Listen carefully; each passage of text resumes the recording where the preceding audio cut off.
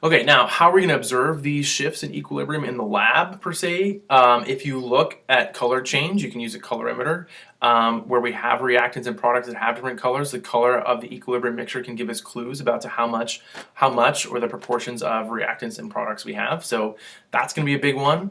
Often we will also look at the changes in pH in reactions that have hydrogen ions or hydroxide ions. Those shifts then can be detected by monitoring the pH. And then lastly here, you want to think about, well, how can we use this in industry or whatnot? What is this good for? Why do we even want to use Le Chatelier's principle? And basically, we can then use these different factors to, or manipulate some of these conditions to sort of force the production of what we want. So in the Haber process, where we're producing ammonia, which is used in fertilizer, we want to make as much of that ammonia as possible. And so as you look at the equilibrium expression that's set up here in the Haber process, it predicts that high pressures will produce more products because you've got 4 moles of gaseous reactants and 2 moles of gaseous products. So high pressure is going to force the formation of those products. But high pressure systems and the equipment used to get high pressures are going to be really expensive. So you've got to sort of weigh that. Le Chatelier's principle predicts that low temperatures will produce more products. But again, you have to keep in mind that low temperatures can mean slow reactions. Again, just think about why we've got an exothermic reaction here. So we can keep it as we would write it into our equation as a product, and so as you remove that or you pull heat out, essentially it's going to force the production of more of your products there. But again, we don't want it to happen really slowly.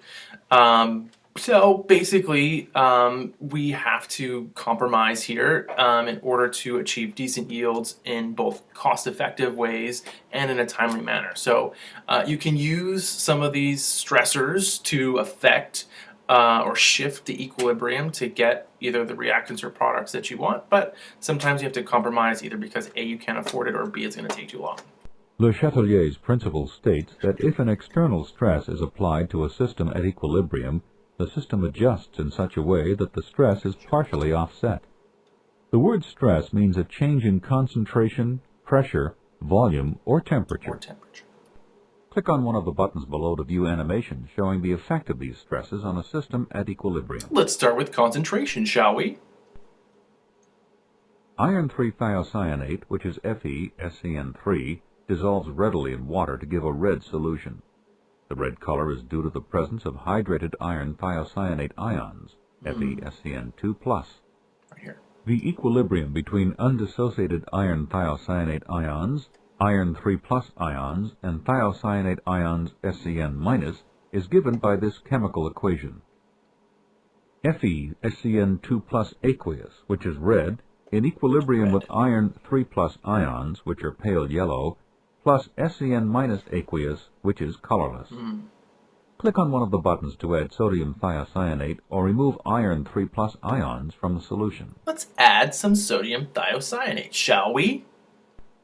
In this case, the stress applied to the equilibrium system is an increase in the concentration of thiocyanate, SCN-, from the dissociation of sodium thiocyanate. To offset this stress, some iron 3+ ions react with some of the added thiocyanate ions, and the system shifts from right to left to re-establish equilibrium. When the system shifts to the left, iron thiocyanate ions are produced, which have a red color. Consequently, the red color of the solution deepens as more iron thiocyanate ions, FeSCN2+, are produced. Note that the sodium ions are not shown in the simulation because they are spectator ions. Oh, spectators. Okay, let's remove. Which way do you think it's going to go? Removing. Oxalic acid ionizes in water to form the oxalate ion C2O4 which binds strongly to the iron 3+ ions.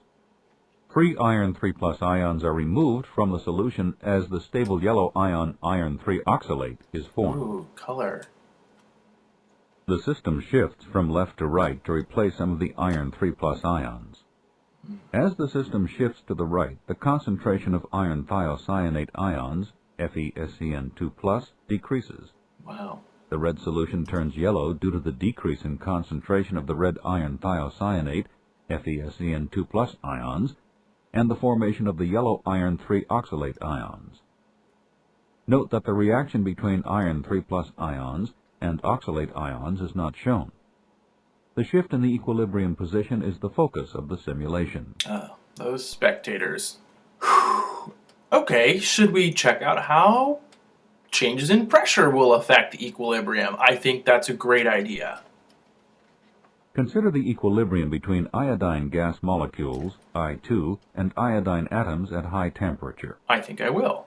Iodine molecules in the gas phase are a purple color, and iodine atoms are colorless. Colorless. Under the given reaction conditions, the ratio of I2 molecules to iodine atoms is 2 to 3 at equilibrium, as shown in the microscopic view. Interesting. Let's stress this system by changing the pressure. Stress it. Click on one of the pressure buttons. Increase! You have increased the pressure by decreasing the volume of the container. The system can partially offset this stress by decreasing the moles of gas. Recall that pressure is directly proportional to the moles of gas. Because of the 2-to-1 mole ratio in the balanced equation, the moles of gas can be decreased if the system shifts to the left, producing iodine molecules and decreasing the number of iodine atoms, as you can see in the microscopic view. Therefore, less pressure. As more iodine molecules, which have a purple color, are produced, the color of the equilibrium mixture darkens. This can be seen in the macroscopic view. Wow. Note that the total number of gas particles has decreased from 10 to 8. Reducing the pressure. Okay, let's decrease the pressure. Increase the volume. You have decreased the pressure by increasing the volume of the container. Wow. Le Chatelier's principle states that this stress will be partially offset. Partially. The system can partially offset this stress by increasing the moles of gas. Pressure is directly proportional to the moles of gas. Because of the 2-to-1 mole ratio in the balanced equation, more moles of gas can be produced if the system shifts to the right, producing more iodine atoms, as you can see in the microscopic view. And therefore greater pressure. As more iodine atoms, which is a colorless gas, are produced, the color of the equilibrium mixture lightens, as you can see in the macroscopic view. Oh, I can see that. Note that the total number of gas particles has increased from 10 to 12. Increasing the pressure, offsetting that stress. Oh man. Let's look at temperature. Consider the following reaction at equilibrium. I will. N2O4 in equilibrium with nitrogen dioxide, NO2. Under the given reaction conditions, the ratio of N2O4 molecules to NO2 molecules is 2 to 3 at equilibrium, as shown in the microscopic view. Yes, thank you. Because NO2 is a brown gas, the equilibrium mixture has a brown color, as shown in the macroscopic view. Let's stress this system by changing the temperature. Let's stress it. Click to select either increase temperature or decrease temperature. Increase it. You have increased the temperature of the system by adding heat. Thank you. Le Chatelier's principle states that this stress will be partially offset. This reaction is endothermic, so you can think of heat as a reactant. Okay, so we need to know that. Heat must be supplied to the reacting mixture. Thanks a lot. The system can partially remove the added heat by shifting to the right, producing more NO2 and decreasing N2O4, as you can see in the microscopic view.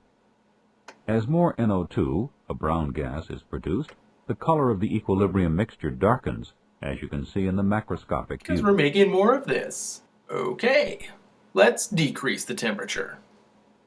You have decreased the temperature of the system by removing heat. This reaction is endothermic, so you can think of heat as a reactant. Heat must be supplied to the reacting mixture. Taking it out. The system can replace some of the heat that was removed by shifting to the left, producing more N2O4 and decreasing NO2, as you can see in the microscopic view. I can see that, thank you. As more N2O4, a colorless gas, is produced, the color of the equilibrium mixture becomes lighter, as you can see in the macroscopic view. Thank you, yes.